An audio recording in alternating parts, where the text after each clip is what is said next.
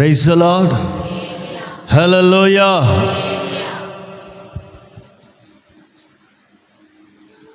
సమాధిని గెలిచినటువంటి ప్రభువు పునరుద్ధానుడైన తరువాత తన శిష్యుల్ని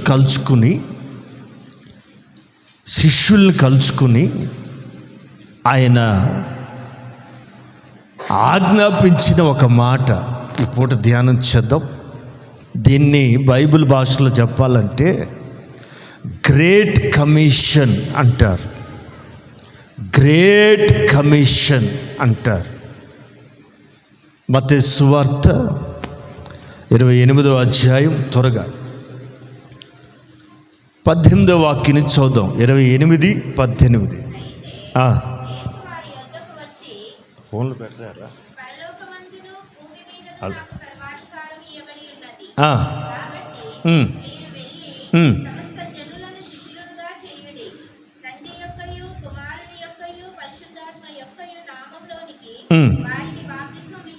ఇచ్చుచు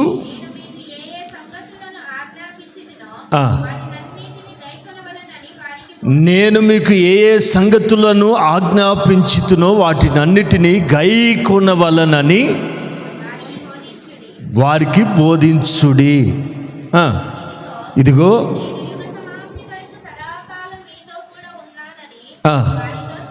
ప్రైజ్ ది లార్డ్. తలపైకి ఎత్తండి, కొన్ని మాటలు చెప్తా. భూమి మీదను పరలోకమందును నాకు సర్వ అధికారం ఇవ్వబడి ఉంది.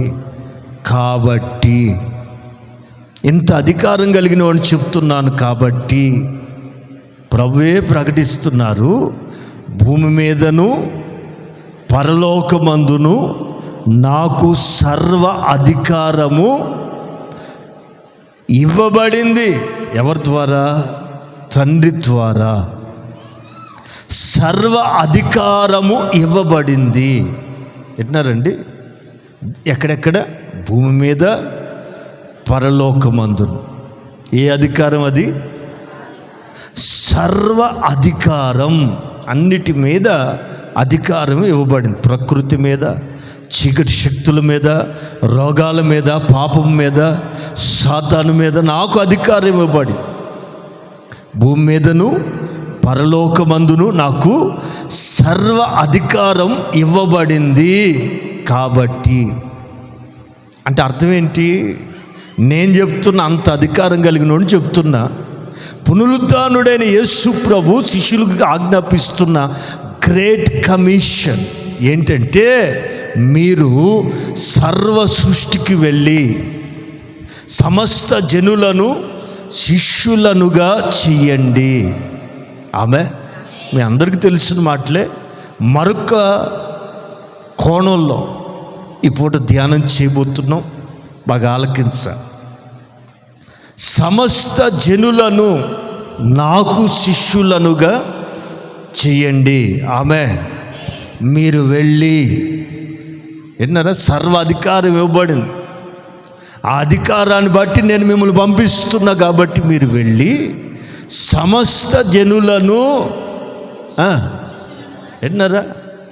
సువార్త ప్రకటించండి అనేది భారం. అల్టిమేట్గా వాళ్ళు ఎలా ట్రాన్స్ఫర్మేషన్ ఏం కావాలా? వాళ్ళు ఎలా మార్పు చెందాలి? సువార్త వినిన వాళ్ళు, మీరు చెప్పే సువార్త విన్నవాళ్ళు ఎలా మార్పు చెందాలంటే, they will become my disciples. వాళ్ళు నాకు శిష్యులుగా మారాలి. ఆ పని మీరు చేయాలి. అదేంటండి? మీరు మమ్మల్ని శిష్యులు చేసుకున్నారు కదా, అదే మరి 3.5 సంవత్సరాలు వెంటబెట్టుకుని నేర్పిన దాన్ని బట్టి మీరు నాకు ఎలా శిష్యులుగా మార్చబడ్డారో మీరు వెళ్ళి సువార్త ప్రకటించి రక్షించి, అదే ఆ 3 వాక్యాలు ఉన్న భావం అదే. ఎలా శిష్యులుగా చేస్తారంటే, తండ్రి యొక్కయు కుమారుని యొక్కయు పరిశుద్ధాత్మ నామంలోనికి అది నమ్మిన వాళ్ళని మొదట బాప్తిస్మంలోకి నడిపించాలి. బాప్తిస్మం పొందిన వాళ్ళకి ఉపదేశం నేర్పాలి. నేను 3.5 సంవత్సరాలలో బైబిల్లో రాసినవి కొంతే, రాయబడని అనేక సంగతులు ఉన్నాయి. మీకు ఒక మర్మం చెప్పనా? బైబిల్ కాలేజీకి వెళ్ళిన సేవకులు బైబిల్లో ఉన్న విషయాలు చెప్పగలుగుతారు. ఎందుకని? రాయబడింది కాబట్టి, చదివారు కాబట్టి అదే చెప్తారు. మరి అపోస్తుల బోధ ఉంది సుమా, అర్థమవుతుందా? అపోస్తుల బోధ అంటే యేసు ప్రభు దగ్గర నేర్చుకున్న అనేకమైన మర్మాలు, బైబిల్ గ్రంథంలో రాయబడినటువంటి సంగతులు అనేకం ఉన్నాయి. అవి పైనుంచి ప్రకటించబడితే తప్ప, పైనున్నవాడు రివీల్ చేస్తే తప్ప ఎవడు చెప్పలేని సంగతులు. అందుకే మీరు ఏ బోధలో అంటుకట్టబడాలో తెలుసా? యోధా పత్రికలో దైవజనుడు ఏమంటాడంటే, పరిశుద్ధులకు ఒక్కసారే త్వరగా యోధా పత్రిక అమ్మ 4 3 అదే 3వ వాక్యంలో, యోధా పత్రిక 3వ వాక్యంలో మధ్యలో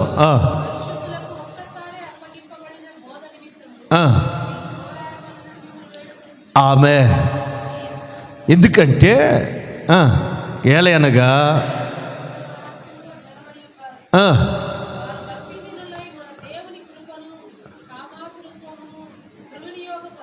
దుర్వినియోగపరుస్తూ ఏంటన్నారా, కొంతమంది దేవుని వదిలిపెట్టిన వాళ్ళు కూడా బోధకులు అవుతారు, భయం లేని వాళ్ళు కూడా భక్తులు అవుతారు. అర్థమవుతుందండి?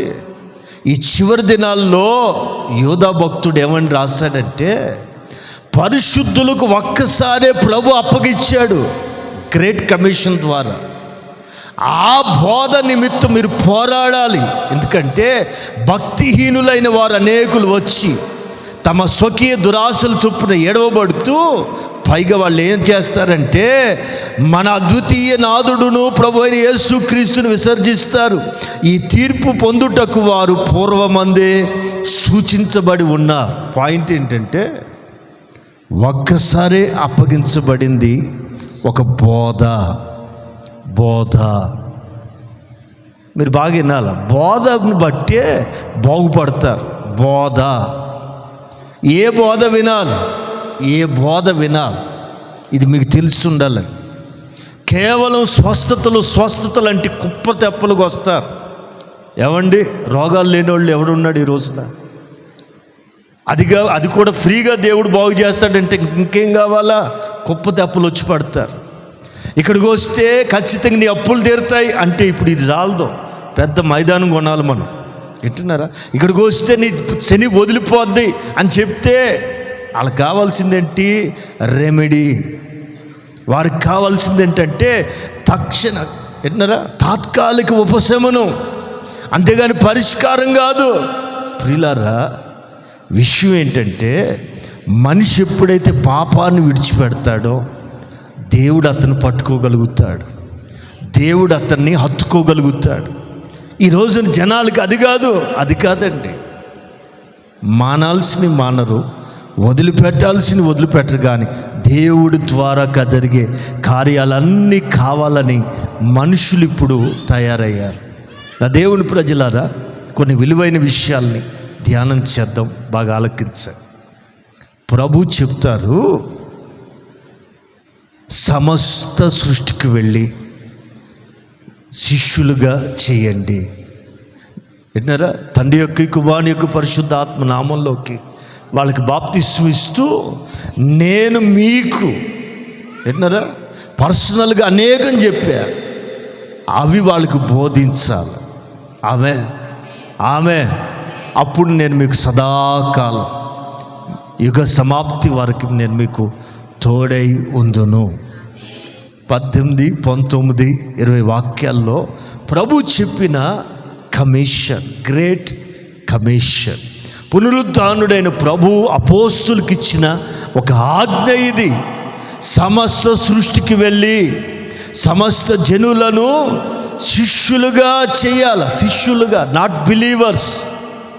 కేవలం విశ్వాసిగా మాత్రమే కాదండి, రక్షణ పొందిన ప్రతి ఒక్కరు కూడా ఆయనకి ఏం కావాలా చెప్పాలి, అందరూ మాట్లాడాలి, శిష్యులుగా మారాలి. అది ఆయన కోరిక. ఆయనకిష్టం. మనం అందరూ ఆయనకి ఏం కావాలి? శిష్యులుగా, డిసైపుల్. ఆయనకు మనం శిష్యులుగా మారాలనేది ఆయన కోరిక. శిష్యులుగా విన్నారా? శిష్యుడు అంటే గురువు ఉండాలి. ఒకసారి ఒక వ్యక్తి ఇస్రాయేలీలకి బోధకుడు ఆయన. విన్నారా? రబీ. ఇలాగ వాక్యం చెప్పేవాళ్ళని ఆ రోజుల్లో యూదులు రబీ అని పిలిచేవాళ్ళు. విన్నారా? ఆ బోధకుడు వెళ్ళి రాత్రి వేళ ప్రభువుని కలుసుకుని అంటాడు, అయ్యా నీవు పైనుండి వచ్చిన బోధకుడు అని నాకు తెలుసు. దేవుడు నీకు తోడై ఉంటే తప్ప నీవు చేస్తున్న మహత్కార్యాలు, సూచక క్రియలు ఎవరూ చేయలేరయ్యా. నేను భూమి మీద ఆ గ్రంథాన్ని చదివి, ధర్మశాస్త్రాన్ని చదివి నేర్చుకున్న బోధకుడిని. కానీ నువ్వు అలా కాదు, నువ్వు కింద నుంచి వచ్చినోడు కాదయ్యా, నాకు తెలుసు, పై నుండి వచ్చిన ఆమె. నతనీయులు ఏమంటాడు? దేవుని యొద్ద నుండి వచ్చిన బోధకుడవు. ఆమె ఓ మంచి మాట చెప్పనా? శిష్యుడు అంటే అర్థం ఏంటంటే గురువు దగ్గర విద్య నేర్చుకునేవాడు శిష్యుడు. విన్నారా? రైట్. ఆ రోజుల్లో లారీ డ్రైవర్ గారులు ఉండేవారు. డ్రైవర్ గారులు. అప్పుడు లారీలు తక్కువ, విన్నారండి? ట్రాక్టర్లు తక్కువ, డ్రైవర్లు చాలా తక్కువ. ఏదో మోతుబారు రైతులకు తప్ప ట్రాక్టర్లు ఉండేవి కావు. అందుకని ఎవరో నేర్చుకుంటే ఆయన్ని డ్రైవర్ గారు అని పిలిచేవారు. ఇప్పుడు డ్రైవర్కి విలువ లేదనుకోండి. ఎందుకని? డ్రైవర్లు ఎక్కువైపోయారు, వెహికల్స్ ఎక్కువైపోయారు. ఆ రోజులు తక్కువ ఉండేవి కనుక డ్రైవర్ గారు అని పిలిచేవారు. ఆ డ్రైవర్ గారి దగ్గర క్లీనర్ గారు చేరేవారు. ఎవరు చేరేవారు? ఆడి పేరే క్లీనర్. అంటే శుభ్రం చేసేవాడు. ఆ లారీని శుభ్రం చేసుకుంటూ, బ్యాటరీ కడుక్కుంటూ, గాలి ఉందా లేదా, ఇంక పంచర్ పడితే నాన్న తిప్పులు పడి మళ్ళీ టైర్ మార్చటం. వింటున్నారా? వాడి పేరేమిటి? క్లీనర్. ఈ క్లీనర్ డ్రైవర్ కావాలంటే ఏం చేయాలంటే ఆ డ్రైవర్ చెప్పిన పనులన్నీ చేయాలి. అప్పటికి నేర్పడు. ఎప్పుడు నేర్పుతాడంటే బాగా అలసిపోతే, ఒరే బాబు ఫస్ట్ గేర్ అయ్యి, సెకండ్ గేర్ అయ్యి, ఇక అంతకుమించి చేయకు బానే అంటాడు. ఎందుకు? నాకు నిద్ర వస్తుంది, నెమ్మది తోలని చెప్పి నెమ్మదిగా రాత్రి వేళల్లో ఇచ్చి చిన్నగా అప్పుడు కొంచెం నేర్పి ఆ డ్రైవర్ గారు ఈ క్లీనర్ గారిని డ్రైవర్గా చేసేవాడు. ఆ రోజుల్లో నేను చెప్పదలసిన మాట ఏంటంటే ఒక్కసారే విద్య నేర్పితే రాదు. అందుకని గురువు దగ్గర కొంచెం నేర్చుకుంటే విద్య చక్కగా వస్తుంది. మీకు నానుడు ఏంటో తెలుసా? గురువు లేని విద్య నిలబడదట. తెలుసా?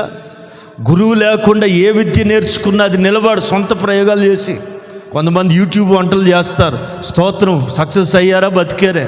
అది కానీ తేడా కొట్టిందా, ఇంటిల్లో పాది ఇక బాత్రూంలో పడి చచ్చారే. వింటున్నారండి? అందుకని ఒక చేతి కింద నేర్చుకోవటం ఉత్తమం. ఆ యూట్యూబ్లో ఒక రకం చేస్తారా, ఒకళ్ళు మసాలా వేయమంటారు, ఒక కొత్తిమీర ఎక్కువ వేయమంటారు. అంతా వేసి నాశనం చేశారనుకోండి, వేసి రక్తం చేయి.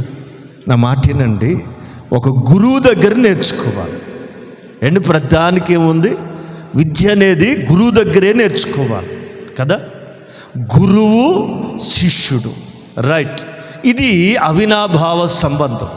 ఈ ఇద్దరు రిలేషన్ ద్వారానే విద్య సంక్రమిస్తుంది. సరే, ఇక అవన్నీ తర్వాత పక్కన పెడదాం. ఒక చిన్న మాట చదువుదాం. మత్తయి సువార్త. ఈ శిష్యుడిని గురించి ప్రభు ఏమంటున్నారో రెండు మాటలు చూద్దాం. మత్తయి సువార్త 10వ అధ్యాయం 24, 25 వాక్యాలు త్వరగా చూద్దాం. విన్నారా? యేసు ప్రభు స్వయంగా చెప్తున్నారు, బాగా వినాలి. శిష్యుడు బోధకుని కంటే ఎక్కువ కాదు. నెక్స్ట్ ఏం కాకూడదు? శిష్యుడు అనేవాడు బోధకుని కంటే ఎక్కువ కాదు. దాసుడు యజమానుని కంటే అధికుడు కాదు. మరి ఏం కావాలట? 25వ వాక్యం.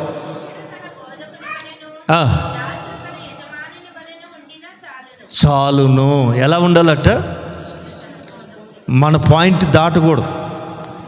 శిష్యుడు బోధకుని వలెను, దాసుడు తన యజమానుని వలెను ఉండినా చాలు. It is enough. It is enough. ఎలా ఉండాలి మనం? శిష్యుడు అనేవాడట బోధకుని వలె, బోధకుని వలె. దాసుడట తన యజమానుని వలె ఉండిన చాలును. ఆమె ప్రైజ్ ది లార్డ్. రైట్. ఎట్లా ఉంటే చాలండి?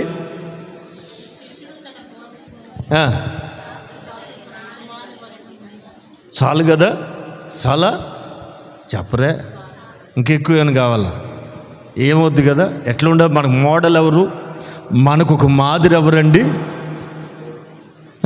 మన బోధకుడు. నీవే నా మంచి కాపరివి, నీవే నా మంచి కాపరివి, దారి తప్పిన నన్నును నీవు వెదకి వచ్చి రక్షించితివి. దారి తప్పిన నన్నును నీవు వెదకి వచ్చి రక్షించితివి.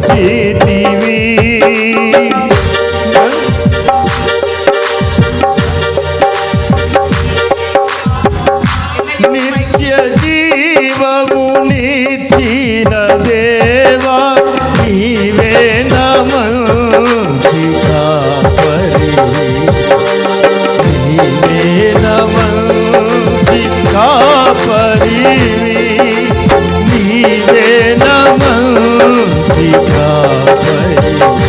స్వరమెత్తి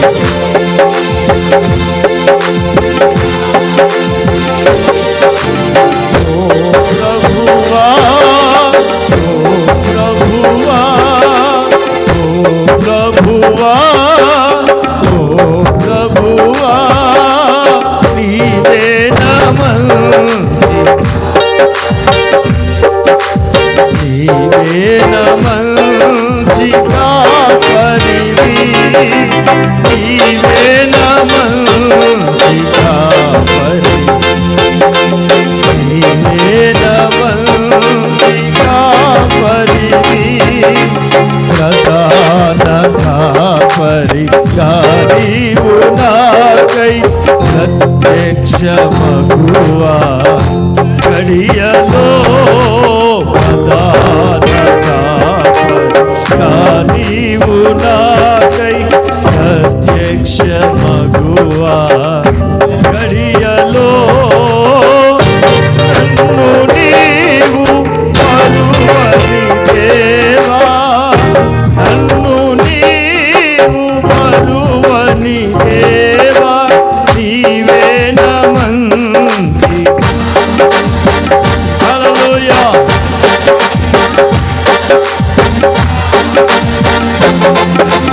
నీవే నా మంచి కాపరివి, నీవే నా మంచి కాపరివి.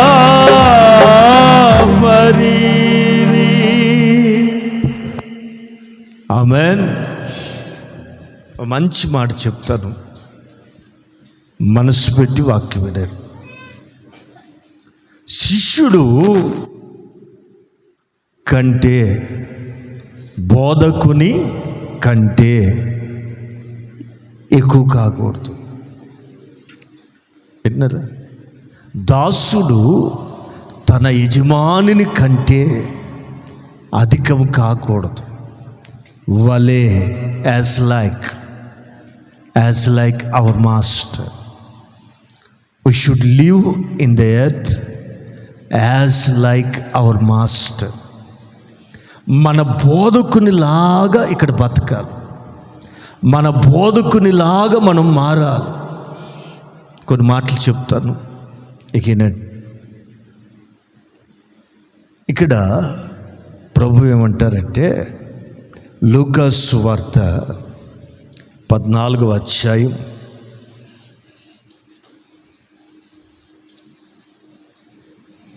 26వ వాక్యాన్ని చదువుతాం.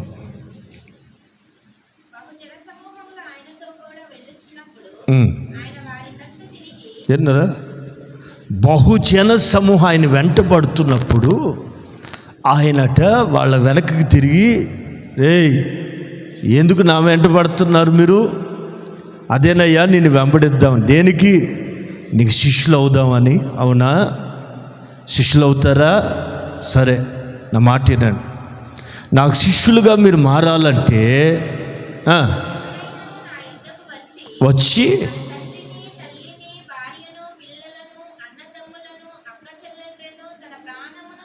తన ప్రాణమును సహా, ఎన్నరా ఎవరెవరు ద్వేషించాలట?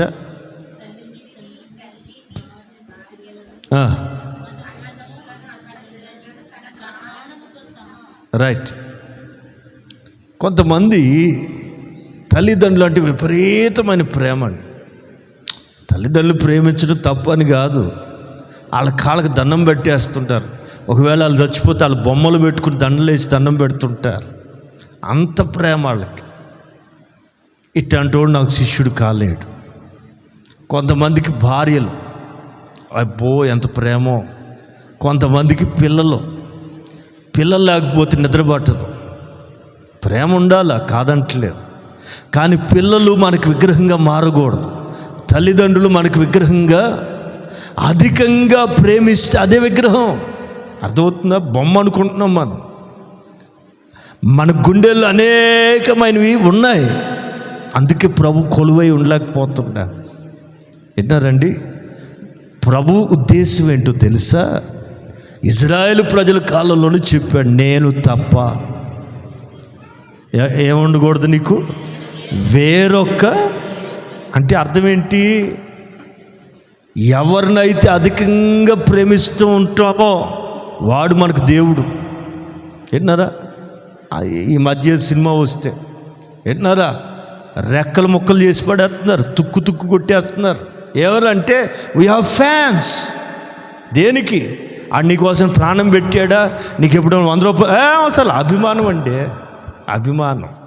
రాజకీయ పార్టీల కొరకు ప్రాణాలు పెట్టే వాళ్ళు ఉన్నారు. తల్లికి ముద్ద పెట్టరు కానీ ఇట్లాంటి పిచ్చి పనులు అయితే చాలా చేస్తుంటారండి. వింటున్నారండి?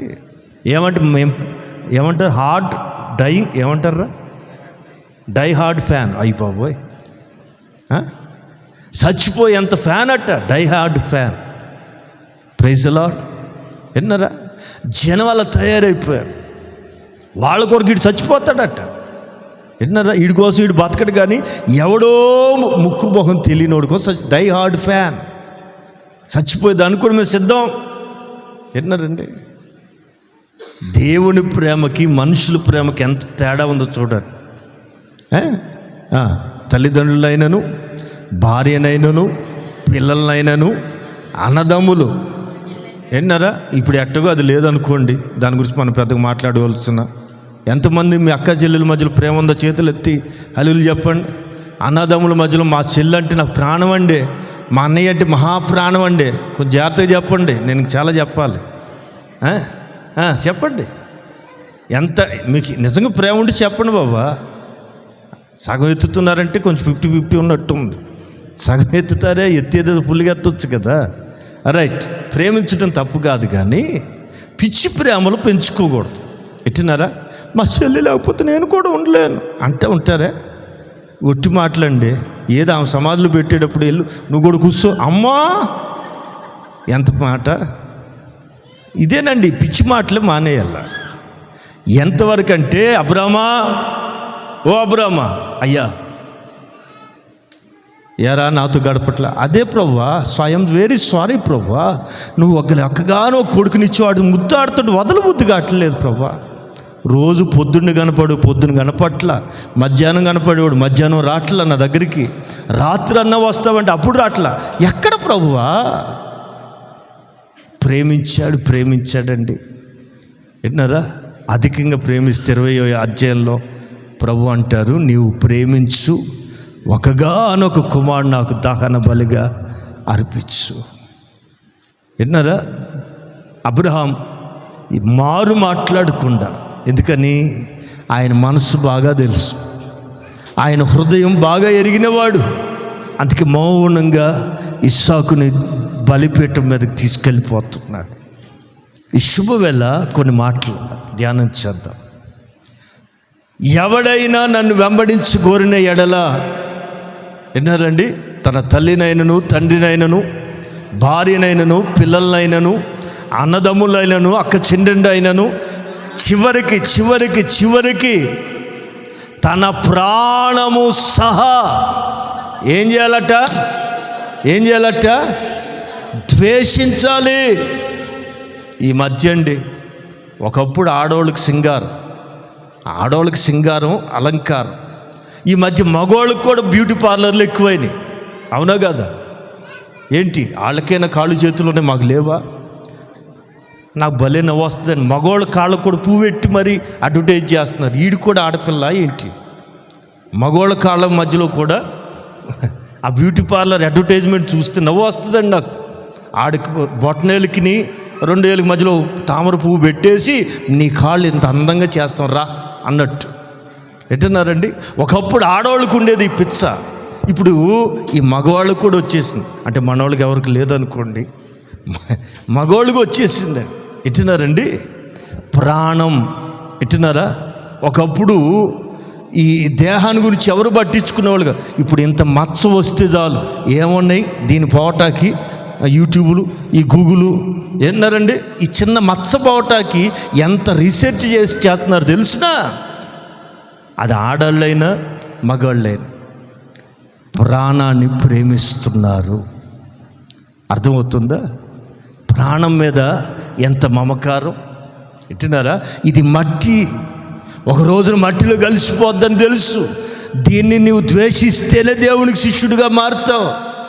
దేహం మీద మమకారం పెంచుకోకూడదు, బంధుత్వాల మీద మమకారాన్ని పెంచుకోకూడదు. మనం అట్ట వాళ్ళని ద్వేషించాలట. ఇది కొంచెం మీకు అర్థం కాని మాట, అర్థం చేసుకోవాలని చెబుతున్నాను. బంధుత్వం ఉండకూడదా? తల్లిదండ్రులు ఎవడొద్దన్నాడు రా బాబు, ప్రేమించు, బట్ ఎంతవరకు? అంతవరకే. అధికంగా ప్రేమిస్తే అది నీకు దైవంగా మారుతుంది, అది నీకు దేవుడిగా మారిపోతాడు. అందుకే చెప్పాడు అరణ్య యాత్రలో ఇజ్రాయేల్ ప్రజలతో, నేను తప్ప నీకు వేరొక దేవుడు ఉండకూడదు. అంటే అర్థం ఏంటి? దేన్నైతే అధికంగా ప్రేమిస్తారో అది మనకు దేవుడిగా మారుతారు. అది ద్వేషించాలట. అప్పుడే చదవాలి. తన ప్రాణమును సహా ద్వేషింపకుంటే కానేరడు. ఒకటి, రక్త సంబంధాన్ని ద్వేషించాలి. విన్నారా? అంటే కలుపుకుపోయే అంత ఉండకూడదు. విన్నారా? రెండోది, ఈ ప్రాణాన్ని సహితం ద్వేషించాలటండి. ఎంత మంచి మాట తెలుసా? నీవు ఆయనకు శిష్యుడిగా మారాలంటే, సమస్త సృష్టికి వెళ్ళి సువార్త చెప్పి సమస్త జనులని నాకు శిష్యులుగా ఎందుకు చేయమంటున్నాడంటే, యూ బిలాంగ్స్ టు మీ. నీవు నాకు సొంతం కావాలా, నీవు ఆయనకి సొంతం కావాలి. అది ఆయన కోరిక. విన్నారా? ఆయన బలమైన కోరిక. నీవు నా సొత్తు. ఏం మాట్లాడి. విన్నారా? బ్యాంకు వాళ్ళు అండి, ఆ ఎస్బీఐ బ్యాంకులో అట్లా పోతే ప్రతి బల్ల మీద రాస్తుంటుంది ఎస్బీఐ, ఎవడెత్తుకుపోతాడో నన్ను. విన్నారా? ఆ టెంట్ సామాన్లను, కుర్చీలు కొన్ని కలిసిపోతాయేమోనని ఆడు ఫలానా టెంటు అని రంగు పూసి మరి పెడతాడు. అంటే దాని సొత్తు. ఆర్టీసీ బస్సు వెనకాల ఏమో రాసుకుంటే తెలిసిన, government property, government of Telangana, government of ఎవడు పడితే ఆడు ముట్టుకోకూడదు, ఏం చేయకూడదు, గవర్నమెంట్ ప్రాపర్టీ, గవర్నమెంట్ వెహికల్, ఇది నా సొత్తు, గవర్నమెంట్ సొత్తు. అది కనబడుతుంది. మరి నీవెవరివి చెప్పాలండి. ఆమె ఎలా తెలియబడుతుంది? నీ సుగుణం, నీ స్వభావం. రైట్, కొన్ని విషయాలు నేర్చుకుందాం. శిష్యుడు కానేరడు. ఎవరు మరి శిష్యులు? ఏమండి? రక్త సంబంధాన్ని ద్వేషిస్తూ ప్రాణాన్ని సైతం ద్వేషించాలి. అంటే ప్రభువుని నువ్వు అంతగా డీప్గా ఎదగాలి. ప్రభులో ఎదగగలిగితే ఆయన నీకు అర్థమవుతాడు. అప్పుడు నీవు ఆయనకు శిష్యుడిగా మారుతావు.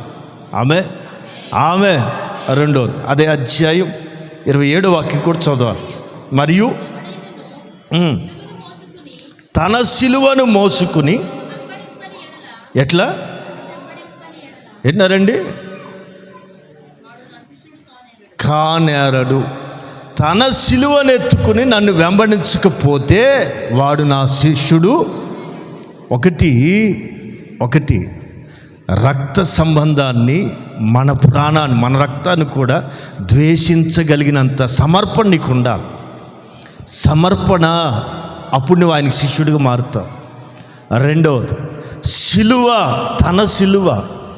దేవుడు నీకు అనుమతి ఇచ్చిన ప్రతి పరిస్థితిని నువ్వు మోయాలి. ప్రభువా, ఇట్లాంటి భర్తను ఇచ్చేవేంటి ప్రభువా? నేను ఎంత భక్తురాలని, అసలు నా మనసు ఏంటి, వీడి మనసు ఏంటి, ఇంత దుర్మార్గుని ఇచ్చావు, అలా ఏంటి తప్పు జరిగింది నాలో, నాకేం నచ్చలా. అయితే భర్త నన్ను తీసే లేదా నన్ను తీసే అని అడగకూడదు. విన్నారండి? ఈడేం పిల్లోడండి, అసలు మాట ఏంటి, ఇట్లాంటి పిల్లల్ని ఇచ్చేవేంటి దేవా? ఇట్లాంటి పిల్లల్ని మీరు ఎట్లాంటి వాళ్ళు ఇవ్వమంటే రోబోల్ని ఇవ్వమంటావా? ఎన్నో నీకు మాట వినడు కనుక నీ చేతులు పెడుతూ సరి చేస్తావని పెట్టాడు. వింటారండి? ఇది సిలువ. దేవునికి ఏదైతే ఇచ్చాడో దాన్ని నీవు మొయ్యటూ నేర్చుకోవాలి. మనం ఏంటి, ఫ్రీగా ఉండాలి, మొయ్యకూడదు, బరువు ఎత్తకూడదండి. కొంతమంది పెళ్లి చేసుకో, ఇప్పుడేం పెళ్ళా, చిన్నపిల్లోని ఎంత వయసు 30, ఇప్పుడేం పెళ్ళి మమ్మీ నువ్వు చేసుకుంటున్నారు. మళ్ళీ ఉల్టా ఈ మధ్య పిల్లల్ని పెళ్ళి చేసుకోరంటే నువ్వు చేసుకో, వాళ్ళు చేసుకునే కదా నేను కన్నదే. మళ్ళీ వాళ్ళు చేసుకుంటే నువ్వు ఉంటావా పోతావా? విన్నారండి? బరువు ఎత్తుకోకూడదు. అయ్యి బాబోయ్, భార్య వస్తే ఖర్చు, ఇక లేచిన దగ్గర నుంచి డబ్బులు అడుగుతుంది. ఇప్పుడు నేను ఫ్రీ. బరువు ఎత్తుకోరండి, బాధ్యతలు తీసుకోరండి. పిల్లలు ఆలోచించాల. సిలువని ఎత్తుకునేవాడు శిష్యుడు. తన సిలువ. ఏ సిలువ అది? ఇచ్చాడా దేవుడికి? భర్త ఇచ్చాడా? బిడ్డల్ని ఇచ్చాడా? కుటుంబం ఇచ్చాడా? కొన్ని ఇరుకైన పరిస్థితులు వచ్చినాయా? ఏం బాధపడకు, భయపడకు, నువ్వు ఎత్తుకుని మోయాలి. విన్నారా? సిలువ ఏం నేర్పుతుంది? తన సిలువ ఏమని బోధిస్తుంది? ఇది నువ్వు మోయాల్సిందే. విన్నారా? ఆ పల్లెటూరు నుంచి ఒకడు వచ్చాడు, ప్రభు పడిపోతే రేయ్ ఈ సిలువ ఎత్తుకోరు అన్నాడు. అతను ఎత్తుకుని అల్లాడిపోతాడు. బాబోయ్ ఇంత బరువా అనుకుంటుంటే ప్రభు ఓపికను కూడగట్టుకుని లేచి అడుగుతాడు, రే ఇది నా సిలువరా, నువ్వెందుకు మోస్తావు, మోయలేవు, ఇదే అని చెప్పి మరలా వేసుకుని అలా మోసుకుంటూ వెళ్ళిపోయాడు. ఎవరి సిలువ వారే మోయాలి. అంటే నీ జీవితంలో అనుమతించబడుతున్న ప్రతి పరిస్థితి నీవు మోయగలగాలి. ఆమె మోస్తూ ఆయన వెంబడించాలి. సిలువ ఉంటేనే నడక నెమ్మది ఉంటుంది, లేకపోతే దొరకవు. మనం స్పీడ్ ఎక్కువ, మనకి బరువు ఉన్న వాళ్ళు నెమ్మది నడుస్తారు లేదా, ఆచితూచి అడుగులు వేస్తారా లేదా? అందుకని శిష్యుడు అవ్వాలంటే లోకాన్ని ద్వేషించి సమర్పణ కలిగిన వ్యక్తివై ఉండాలి. రెండవది, దేవుడు నిన్ను ఏ పరిస్థితుల్లో గుండా నడిపిస్తున్నా నీ సిలువను ఎత్తుకుని ఆయన వెంబడించకపోతే ఆయనకి శిష్యులుగా కానేరరు. ఆమె హల్లెలూయా, హల్లెలూయా. 27వ వాక్యం కూడా చూద్దాం. 33వ వాక్యం.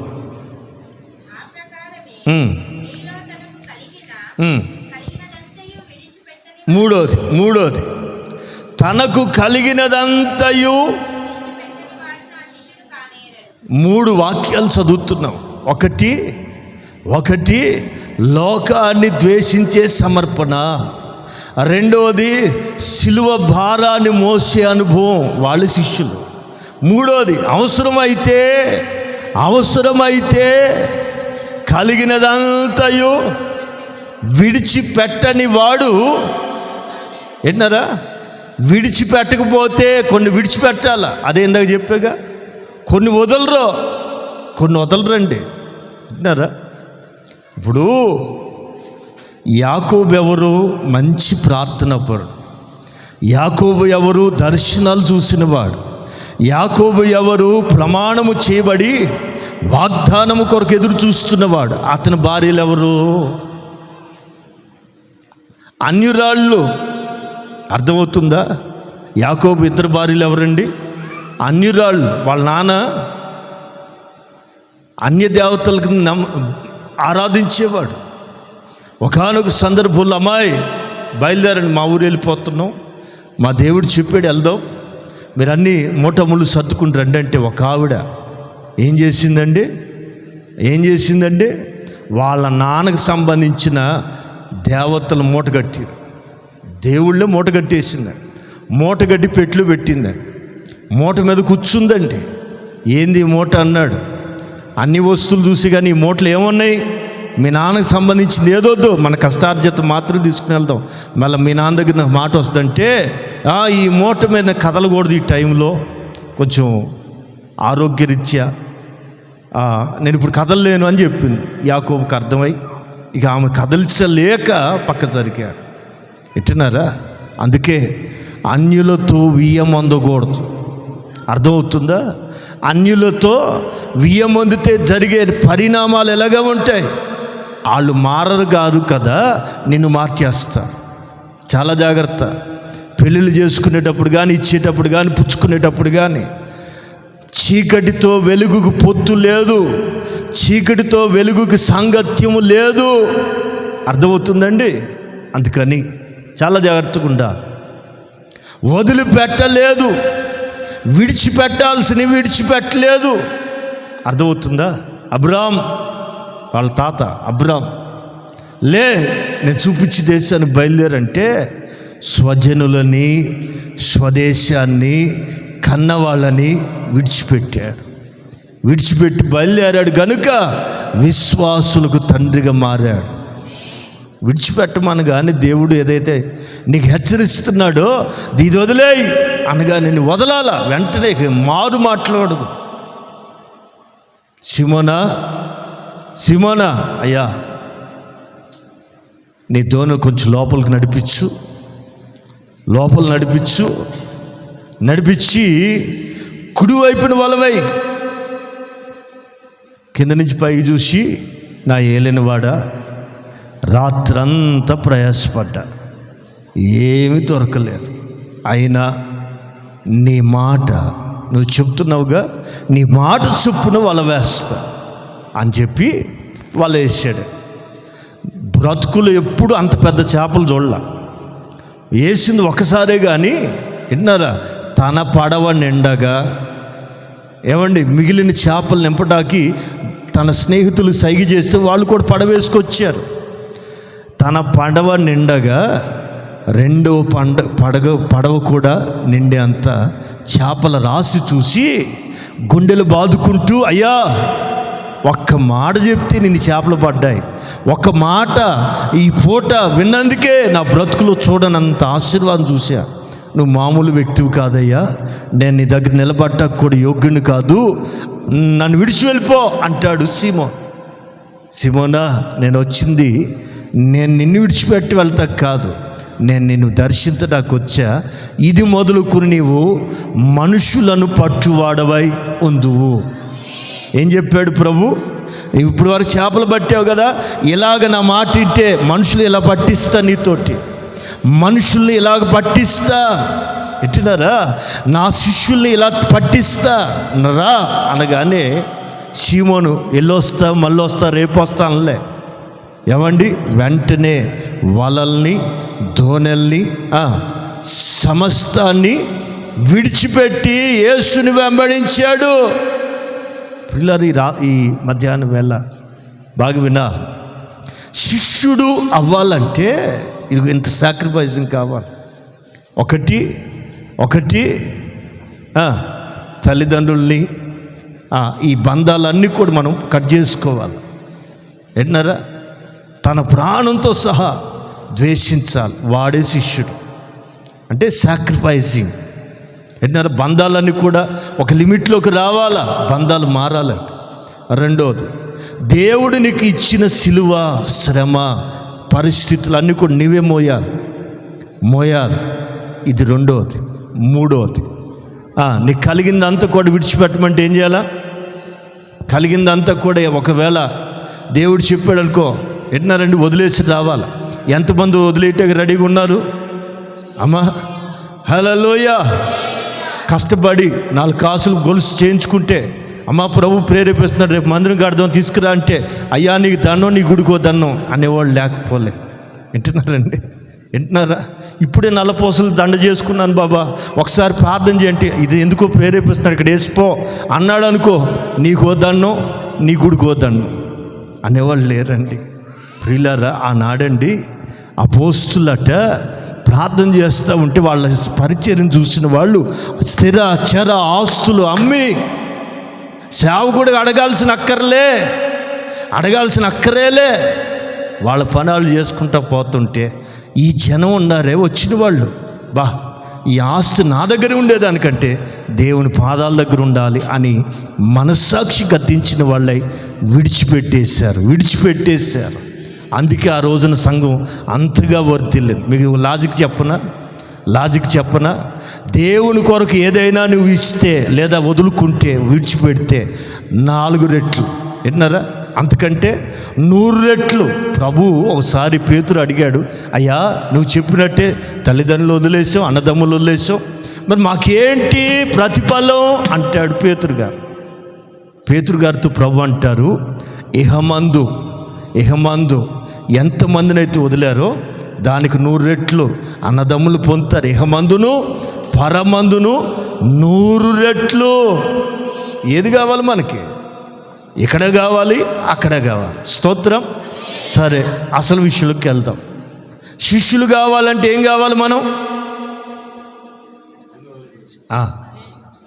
మొదటి నుంచి సమర్పణ. విన్నారా? అన్నీ వదలాలి. రెండవది మీ సిలువ మీరే మోయాలి. విన్నారా? మీ కష్టాలు ఉన్నాయనుకో, మీ బాధలు ఉన్నాయనుకోండి, ఊరికి 10 సార్లు చెప్పొద్దు, మొయ్యాలంతే. అది శిష్యుల లక్షణం. మూడవది, దేన్నైనా వదిలిపెట్టగలిగిన సత్తా ఉండాలి. శిష్యుడికి ఈ గుణాలు ఉండాలి. రైట్? 15వ అధ్యాయం యోహాను సువార్త, త్వరగా 15వ అధ్యాయం యోహాను సువార్త 8వ వాక్యం చూద్దాం.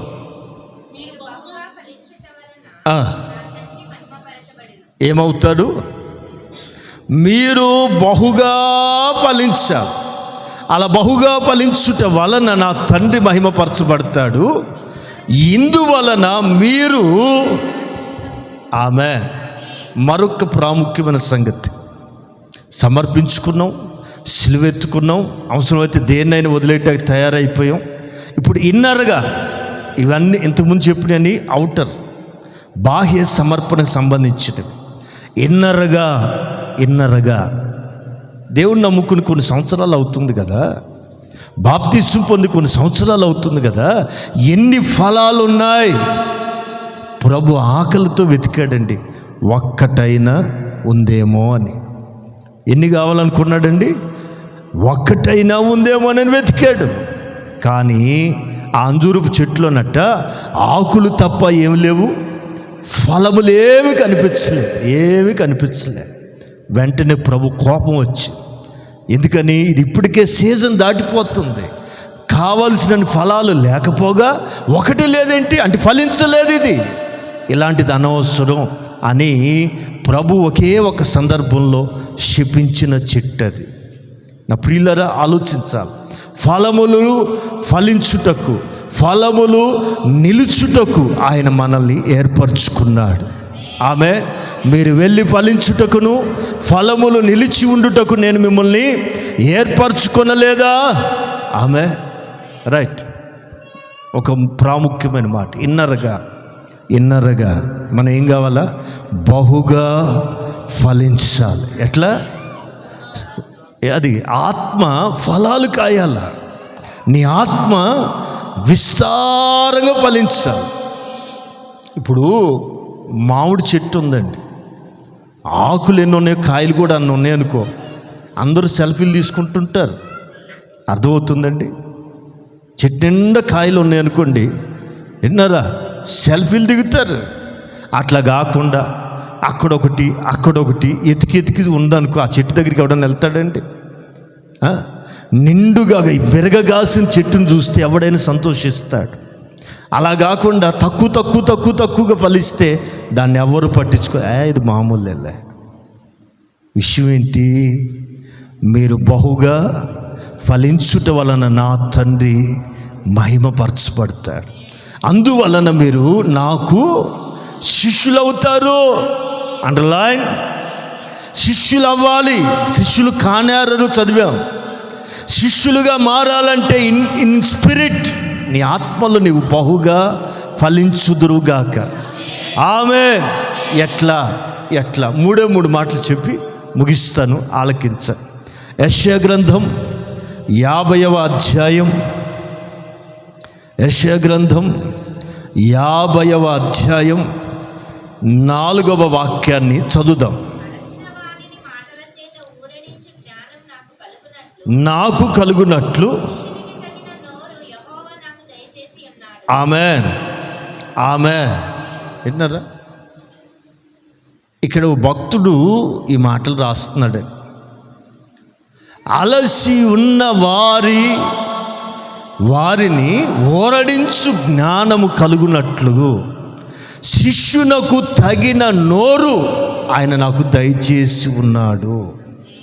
ప్రియులారా, శిష్యుడు తనకు తాను ఫలించటం కాదు, ఈ ఫలాలు ప్రజలకు పంచాల. చెట్టు ఏది కూడా తన కాయలు తను తిందండి, ప్రజలకు పంచుతుంది. ఆమె ఆకలితో ఉన్న వాళ్ళకి అందిస్తుంది చెట్టు. అలాగే దేవుడు నిన్ను ఎందుకు ఫలింపజేస్తున్నాడు తెలుసా? విన్నారండి? జనులు అలిసిపోయారు. ఎట్టినారా? కొంతమంది అండి, మీరు కొంతమందిని అడిగి చూడండి, ఎక్స్పెషల్ బాగా డబ్బులు ఉన్నవాళ్ళు, బాగా లగ్జరియస్గా ఉన్న వాళ్ళని ఎప్పుడైనా అడగండి, నువ్వు సంతోషంగా ఉన్నావా పిన్ని, ఆంటీ మీరు సంతోషంగా ఉన్నారా అని అడగండి. వాళ్ళు ఎవరు లేనప్పుడు అడగండి. వాళ్ళు ఏం చెప్తారు తెలుసా? అమ్మా, ఒంటి నిండా బంగారం ఉంది, ఇంటి నిండా డబ్బు ఉంది, లోపల జబ్బు ఉంది. విన్నారా? అంతరంగంలో నెమ్మది లేదు తల్లి. ఇట్లాంటి బతుకు ఎవడికి రావద్దమ్మా. మేమా మూతి కట్టుకుని తినాల్సిన వయసులో సొమ్ము మూట కట్టాం. ఇప్పుడు మా పిల్లల తరం వచ్చింది, ఆస్తులు పంచితే ముద్ద పెట్టట్లేదమ్మా, కనీసం పలకరించట్లేదమ్మా. మేము ఆస్తులు ఉన్నాయి కానీ మా వాళ్ళు అమెరికాలో సెటిల్ అయిపోయారమ్మా. ఏదన్నా బాధ వస్తే మమ్మీ డాక్టర్ని పంపుతాం, మమ్మీ అమెజాన్లో పంపుతున్నాం, మమ్మీ జొమాటో వస్తుంది తిని కూర్చో. ఈ తిండి ఎవడికి కావాలరా? బాధలో ఉంటే పలకరించే దిక్కు లేదు. ఎన్ని కుటుంబాలు లేవు సమాజంలో? వాళ్ళు అడగండి. జీవితంలో పోరాడి రోజున అలసిపోయారు. వాళ్ళని ఆదరించే నాదుడు లేడు. వాళ్ళని సొమ్మసిల్లిపోతున్న పరిస్థితుల్లో పలకరించే దిక్కు లేదు సమాజంలోకి. ఈ రోజున భక్తికి ఏం తక్కువ లేదు. ఆదరణ ఉందా సమాజానికి? మనిషి నెమ్మదిగా ఉండాలంటే దేవుని వాక్యం తప్ప మరొక మార్గం లేదు. ఆ మాట ఈ రోజున సమాజానికి ఎలా వెళ్తుంది? ఇదిగో శిష్యుల ద్వారా ప్రియులరా.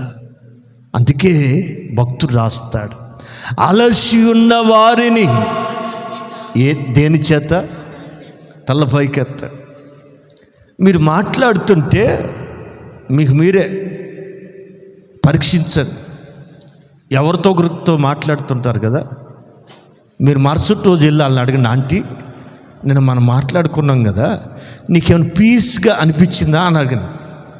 నీకేమన్నా పీస్ అంటే చికెన్ పీస్ అనుకుంటారేమో, అది కాదు నేను అనేది. అమ్మా నీకు నెమ్మది అనిపించిందా? మన ఇద్దరం మాట్లాడుకున్నాం కాబట్టి నీకేమైనా నెమ్మదిగా అనిపించిందా అంటే, అమ్మా నువ్వు మాట్లాడేళ్ళాక గుండె అంతా తేలికైందమ్మా, నువ్వు మాట్లాడితే నాకేదో ఇంకా మాట్లాడాలనిపిస్తుందమ్మా అంటున్నారా? మీ నోరు ధన్యం. అట్లా కాకుండా తల్లి నువ్వు వచ్చి వెళ్ళావు తల్లి, మా ఇంట్లో కొంపలు అంటుకుపోయినాయి తల్లి, నువ్వు నేను మాట్లాడుకుంటే మా కోడలు నువ్వు నేనేదో నీకు చెప్పానని రాత్రి అంతా అన్నం కూడా పెట్టలేదు తల్లి, మళ్ళీ రాక తల్లే అని అన్నారు అనుకోండి. ఇప్పుడు నీ నోరేమైనట్టు ఆలోచించేద్దాం. నోరు, ఎవరి నోరు ఇది? శిష్యునకు తగిన. మన నోరు కూడా చాలా ఇంపార్టెంట్. ఊరికే అడ్డమైన వాగుళ్ళు వాక్కుండా, పనికిమాల చెత్త వాక్కుండా అవసరమైతేనే నోరు తెరవాలి. ఆమె మీ సంభాషణ ఎలా ఉండాలండి? మీ సంభాషణ ఎలా ఉండాలండి? ఉప్పు వేసినట్లుగా రుచికరంగాను కృపాసహితంగాను మీ సంభాషణ ఉండాలి. ఆమె శిష్యునకు తగిన నోరు ఆయన నాకు దయచేసి ఉన్నాడు. మీకు దయచేశాడా? మీకు దయచేశాడా? పిల్లరా, ఏదో గుడికి వెళ్తున్నాం, మంచి పాట పాడుతున్నాను, ఈ మధ్య బ్రహ్మాండంగా ప్రార్థన చేస్తున్నాను, ఓకే మంచిదే. What about your tongue? నీ నోరు ఎలా ఉంది? నీ నోరు. పిల్లరా, లేఖనం చాలా తేటగా చెప్తా ఉంది, శిష్యునకు తగిన నోరు. దేనికది? అలసి ఉన్న వారిని ఆమె ఎవరికి ఏ మాట చెప్పాలి? విన్నారా? కొంతమంది అండి ఏదన్నా బాధ చెప్పుకున్నారనుకో, ఇక ఆల్ ఇండియా రేడియో చేయకూడదు. విన్నారా? This is all India radio అనకూడదు. కొంతమందికండి ఏదన్నా వాళ్ళు బాధ చెప్పుకున్నారనుకో, ఈ బాధ నీ ఒక్కదాంతో చెప్తున్నారు తల్లి, ఎవరితో చెప్పమాకమ్మ అంటే నీ ఒక్కదాంతో తప్ప అందరూ చెప్పి వస్తుంది. వింటున్నారండి? ఇది శిష్యునికి తగిన నోరేనా? శిష్యునికి తగిన నోరేనా? నా మాటినా? నీవు నోరు తెరిస్తే అలసిపోయి ఉన్న వారు ఓరడించబడాలి. అంత జ్ఞానం దేవునికి ఇస్తాడు. పాయింట్ ఏంటి? శిష్యునకు తగిన నోరు. నీవు నిజంగా నీ శిష్యుడిగా మారితే ఒకటి ఫలించాలి, నీ ఫలాలు నిలిచి ఉండాలా, అనేకులు నీ ఫలాల దగ్గరికి రావాలి. రెండవది నోరు. నోరు ఏ నోరు ఇది? అలసి ఉన్న వారిని మాటల చేత ఆమె కలుగునట్లు శిష్యునికి తగిన నోరు. Praise the Lord, praise the Lord. అలసిపోది వస్తారు జనం నీ దగ్గరికి, బంధువులు కావచ్చు, ఇరుగు పొరుగు వారు అది కావచ్చు. అమ్మా నువ్వు ప్రార్థనకి వెళ్తున్నావుగా, మా కోసం కొంచెం ప్రార్థన చేయవా అనగానే మీరు గుడికి రారుగా ఆంటీ అని అనకూడదు. విన్నారా? మీరేమో అని వాళ్ళని అసహ్యంగా మాట్లాడకూడదండి. ఇదిగో నీ మాట కొరకు వాళ్ళు ఎదురు చూస్తారు. మా మేము రాలేం కానీ మా కొరకు ప్రార్థన చేయి, మా బాధలు ఇవ్వమ్మా, దేవుని సన్నిధిలో చెప్పవా అనేవాళ్ళు వస్తారు. వాళ్ళు చక్కగా అలసిపోయి వస్తారు కదా, విసిగిపోయి వస్తారు కదా. ఓరడించే జ్ఞానం ప్లస్ శిష్యుడికి తగిన ఈ రెండు మనకు కావాలి. శిష్యుడికి నోరు చాలా ప్రాముఖ్యం. నీ మాట ప్రజల్ని ఆదరించాలి, నీ మాట ప్రజల్ని క్షేమానికి నడిపించాలి, నీ మాట కలపాలి కానీ ఎడగొట్టకూడదు. అర్థమవుతుందా? ఇడిపోయిన వాళ్ళని కలపాలి, చెడిపోయిన వాళ్ళు బాగు చేయాలా, చెదిరిపోయిన వాడిని సమకూర్చాలా. అది శిష్యునికి తగిన నోరు. మూడోది, అందులోనే రెండో భాగం, ఎట్లా శిష్యులు వినున్నట్లుగా. శిష్యుడు ఎలా అంటాడండి? శిష్యులు అంటే అర్థం ఏంటి తెలుసా? మీకు చెప్తాయనండి. మోషే కుటుంబంలో మోషే చిన్నోడు, ఆఖరువాడు, మూడోవాడు. మొదట మిరియాం, రెండవదిగా అహరోన్. వీళ్ళిద్దరికి నోరు బాగానే ఉన్నాయి. ఆమెమో మంచి సింగరు, వర్షిప్ లీడర్ ఆవిడ. ఈయనేమో మంచి యాజకుడు, ఏమంటే ప్రీస్ట్. ఇక మన మోషే గారికి నత్తి. విన్నారా? మోషేకి కోపం ఎక్కువ, అన్ని డిసడ్వాంటేజెసే, అసలు దేవుడికి కావాల్సిన ఏదీ లేదు. ఎందుకో ఆ ఇంట్లో వాళ్ళిద్దరికంటే అధికంగా దేవుడు ప్రేమించి ఎట్టున్నారా మోషేని నోటిగా మార్చుకున్నాడు. సరే, విషయం ఏంటంటే దేవుడు ఒక దినం నేను నీకు చాలా సంగతులు చెప్పాలి, పర్వతం ఎక్కువ అన్నాడు.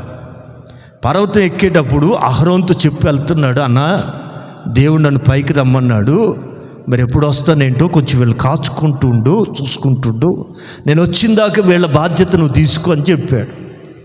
నా బోటోడైతే యారా ఎప్పుడు నిన్నే రమ్మంటాడా, నువ్వు మరీ నీ టూ మచ్రా మోసే, ఈసారి నేను వెళ్తాను నువ్వు ఇక్కడ ఉండు అనేవాళ్ళమేమో. ఎట్టున్నారా? ఎందుకు రమ్మన్నాడు? మోషే మాత్రం అంత ఓపిక ఉంది. ఆయన గురి సాక్ష్యం ఏంటి? మిక్కిలి హీజ్ అ జెంటిల్ మ్యాన్. చెప్పింది వింటాడు. ఎన్ని రోజులు? చెప్పింది 10 మాటలు. ఉన్నది ఎన్ని రోజులు? అదే మనమైతే ఉంటాం, ప్రభువా కడుపులో వస్తుందయ్యా, కడుపును వస్తుంది ప్రభువా, వెళ్ళమంటావా, నాకు ఇంటర్వెల్ లేదా, నాకు టీ బ్రేక్ లేదా అని మనం ఎంత తీసుకుపోయేవాళ్ళం. ఆకలేస్తుంది ప్రభువా, ఎంతసేపు కూర్చోమంటావు ఇక్కడ, ఒకసారి అట్ట వెళ్ళి గాలి పోసుకుని వస్తానయ్యా అని ఖచ్చితంగా అడిగేవారు. వినే బుద్ధి, పేషెన్స్. మీలో నాకు బాగా నచ్చింది ఏంటంటే మీరు టైం చూసుకోరు. వింటున్నారా? అస్సలు వెనక్కి తిరిగి చూడరుగా. కొన్ని చోట్లకు పోతే ప్రభువా ఇట్టా తిరిగి అటు తిరిగి టైం చూసుకుంటుంటారు. అలాగే వెనక్కి ఎందుకు ఇరుగుపడుతున్నారు, టైం చూద్దామని. వింటున్నారా? దేవుడి దయవల్ల ఇప్పుడు సెల్ ఫోన్లో టైం వచ్చింది అనుకోండి. వింటున్నారా? పేషెన్స్ దేనికి? యేసు ప్రభు మాట్లాడుతుంటే ఈ బుడ్డోడు పెద్దోళ్ళు మర్చిపోయారు. సరే, ఆడి దగ్గర ఏమున్నాయి? 5 రొట్లు. పిల్లలు ఆకలి వేయకుండా ఎక్కడన్నా ఉంటారండి? అసలు మిమ్మల్ని ఇసుకిచ్చేదంత ఎవరు? మమ్మే అంటారా లేదా? పిల్లల ఆకలి మామూలుగా ఉండదండి. తినటం ఇండోర్ అవుట్డోర్ విన్నారండి. పిల్లలకు భలే వరం అండి. వాళ్ళకి ఆకలి అయితే యువతలను చంపేస్తారు, ముందు ఆడికి ఆకలి తీర్చాలి. మరి వీడికి ఆకలి వేయలేదా? తినమనే కదా 5 రొట్టెలు 2 చేపలు ఇచ్చింది. ఒరేయ్ సినిమా హాల్ అలవాట్లు కాదు, చూస్తూ తినరా అని పంపింది వాళ్ళమ్మ. వీడు తినటం మర్చిపోయాడు. ఎన్ని రోజులు అంటే వీడికి ఏ సెన్స్ వచ్చింది? వీడికి పుట్టోడుతో సహా వినబుద్ధి. పాయింట్ ఏంటి? అందరూ వింటారు, అందరికి అర్థం కాదు. బైబిల్ గ్రంథం అందరికి అర్థం కాదు. అర్థమవుతుందా? శిష్యుడు విన్నట్లుగా వినబుద్ధి పుట్టాలా. వింటున్నారా? ఒకసారి విత్తనాలు గూర్చి ఆయన ఉపమానం చెప్పినప్పుడు వీళ్ళకి అర్థం కాల. అయ్యా ఈ ఉపమాన భావం మాకు చెప్పు అంటే ఆయన అంటారు, తింగరోళ్ళారా, పరలోక రాజ్య మర్మములు గ్రహించుట మీకు అనుగ్రహించబడింది. వాళ్ళు అడిగినట్టు అడుగుతారండి. మీకు ఏం నేర్చుకుంటున్నారా మీరు? పరలోక రాజ్య మర్మాలు వాళ్ళకి మీకు చెప్తుండగా మీకు ఇంకా ఫాస్ట్గా అర్థం కావాలే. మీకు ఎందుకు అర్థం కావట్లా? శిష్యుడు విన్నట్లుగా వినట్లేదు. అయితే వింటున్నారా? ఇప్పుడు స్కూల్లో కూడా అండి టీచరు అందరికి సమానంగా చెప్తాడు. ఒకడికి ఎందుకు ర్యాంకులు వస్తున్నాయి, ఒకళ్ళకి ఎందుకు ర్యాంకులు వస్తున్నాయి అంటే ఆడు శ్రద్ధగా వింటున్నాడు కాబట్టి. ఆమె శ్రద్ధగా వినటం నేర్చుకోవాలా. మూడో విషయం ఏంటంటే శిష్యుడు వినున్నట్లు చదవాలి. నేను వినుటకై ఆయన ప్రతి ఉదయం మీరు ఈ కోరిక కోరాలయ్యా. ఆదివారం గుడికి వెళ్తున్నా బాబా, నాకు వినే బుద్ధి కావాలి, వింటాకి నా చెవులు తెరువు. ఈరోజు నువ్వు ఏం మాట్లాడాలనుకుంటున్నావో నాతో మాట్లాడు. ప్రతి ఉదయమున ఏమని అడగాలట? శిష్యుడు వినున్నట్లుగా, నేను వినున్నట్లుగా, నేను వినుటకై ఆయన ప్రతి ఉదయం నాకు వినబుద్ధి పుట్టించుచూ ఉన్నాడు. 3 విషయాలు మనం నేర్చుకుని వెళ్తాం. ఒకటి, శిష్యులుగా అయ్యాం, ఓకే. ఇంతకీ శిష్యులందరూ స్తోత్రం చెప్తారా? గురువుని మాత్రమే వెంబడించాలి, మధ్యలో ఇంకొకటి ఉండకూడదు. మనకు గురువు ఎవరు? ప్రభు అయిన he's our master, he's our rabbi. ఆయన మనకు మంచి బోధకుడు, ఆయన మనం వెంబడించాలి. ఆయన తప్ప మరొకడు ఉండకూడదు మధ్యలో. అర్థమవుతుంది కదండి? ఆయన్ని వెంబడిస్తే మనం ఆయనకి శిష్యులు అవుతాం. శిష్యులకి ఈ 3 గుణాలు ఉండాలి. ఆత్మ ఫలాలు ఫలించాలి, శిష్యునికి తగిన నోరు, అలసిన వారికి ఓరడించి మాటల చేత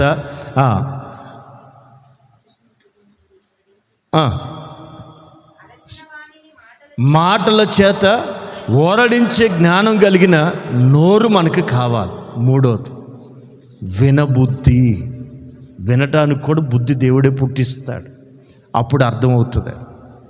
కనుక మీరు ఆదివారం వచ్చేటప్పుడు ఏమన్నా ప్రార్థన చేసుకోవాలి. ఉదయాన్నే, అయ్యా చర్చికి వెళ్తున్నాను బాబు, నాకు వాక్యము వినే బుద్ధి ప్రసాదించు, వాక్యాన్ని గ్రహించే బుద్ధి నాకు ప్రసాదించు అని అడగాలి.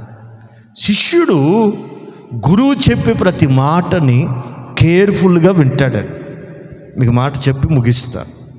అక్కడెక్కడో ఒక చరిత్రలో, ఇది అవుట్ ఆఫ్ సబ్జెక్ట్ అనుకోండి, ఒక గురువు దగ్గరికి వెళ్ళి అయ్యా విలువిద్య నేర్పు అని అడిగాడట. ఆ గురువు గారు అడిగాడట, నీ కులం చెప్పు అన్నాడట. నాది పలానా బోయ కులం అండి అంటే, క్షత్రియులు తప్ప ఎవరు ఈ విలువిద్య నేర్చుకోకూడదు, బయటికి పొమ్మని చెప్పాడట. వాడికి కోరిక తీరక వీడేం చేస్తున్నాడంటే, ఆ గురువు బొమ్మ తయారు చేసుకుని, గురువు బొమ్మ ఎదుటి పెట్టుకుని దండం పెట్టుకుని, గురువుగారు ఎలా బాణం వదులుతూ నేర్పాడో అలా ఊహించుకుని విలువిద్య నేర్చుకున్నాడట. నేర్చుకుంటే ఒక రోజున ఆ విద్య గురువు కంట్లో పడింది. ఒరే, నేను ఈ విద్య నేర్పలేదు, ఎలా నేర్చుకున్నారంటే, అయ్యా నేను మిమ్మల్ని దేవుడిగా భావించి నేను ఊహించుకుని విద్య నేర్చుకున్నానంటే, అవునా, ఈ విద్య రావటానికి కారణం మీరేనండి అంటే, అవునా, మరి విద్య నేర్చుకున్నావు కదా, గురుదక్షిణ ఏది అని అడిగాడట. గురుదక్షిణగా ఇస్తాను సార్, ఏం కావాలంటే, నీవు ఏ వేలుతో అయితే బాణాన్ని సంధిస్తున్నావో ఆ బొటనేలు తెంపి నరికి నాకు ఇవ్వు అన్నాడు. ఇట్లా ఉంటుందండి లోకపు గురువులు. లోకంలో ఉన్న గురువుల కుయుక్తులు ఎలాగుంటాయి అంటున్నారండి. నా ప్రభు అయిన యేసుక్రీస్తు మనల్ని శిష్యులుగా చేసుకోవటం దానికి తన ప్రాణాన్ని అర్పించాడు. మన రక్తాన్ని కోరుకోలేదు కానీ తన రక్తాన్నే మన కొరకు అర్పించడం జరిగింది. నా ప్రియులారా, మనం ఆయనకి శిష్యులుగా మారాలి. ఆమె ఒక విశ్వాసిగా కాదు, నమ్ముకున్న వ్యక్తిగా కాదు, భక్తులుగా కాదు. You will become a disciple. ఆయన తప్ప వేరొక్కడు మన దృష్టిలో కనపడకూడదు. అట్లా రాడికల్గా దేవుని కొరకు నువ్వు సమర్పణ కలిగిన వ్యక్తిగా, ప్రభుత్వం నడిచే వ్యక్తిగా, ప్రభు స్వరం వినే వ్యక్తిగా, అలసిన వారిని ఓరడించే జ్ఞానము కలిగిన మాటలు కలిగిన వ్యక్తివిగా. 3వది వినబుద్ధి కలిగిన వ్యక్తిగా. వినాలి. ఈ సంఘానికి వస్తున్న మీరు అందరూ కూడా వాక్యం చెప్పేటప్పుడు, వాక్యం ప్రకటించబడుతున్నప్పుడు చాలా శ్రద్ధగా వింటూ నేర్చుకోవాలి. నిర్లక్ష్యంగా ఉండకూడదండి. వినబుద్ధి ఎట్లా? శిష్యుడికి తగిన కిందది శిష్యులు వినున్నట్లుగా. ఎట్లా వినాలట? శిష్యులకు ఉండాల్సిన 3 గుణం ఏంటండి? వినాలి. ఎవరు చెప్పిన వినాలి, శ్రద్ధగా వినాలి. వినబుద్ధి పుట్టించునుగాక. ఆమేన్. శిష్యులుగా మనం ప్రభువుని వెంబడించుదుముగాక. ప్రభు కోరుకున్న శిష్యులుగా మనము ఉందుముగాక. ఆమేన్. ఆమేన్. ఆమేన్.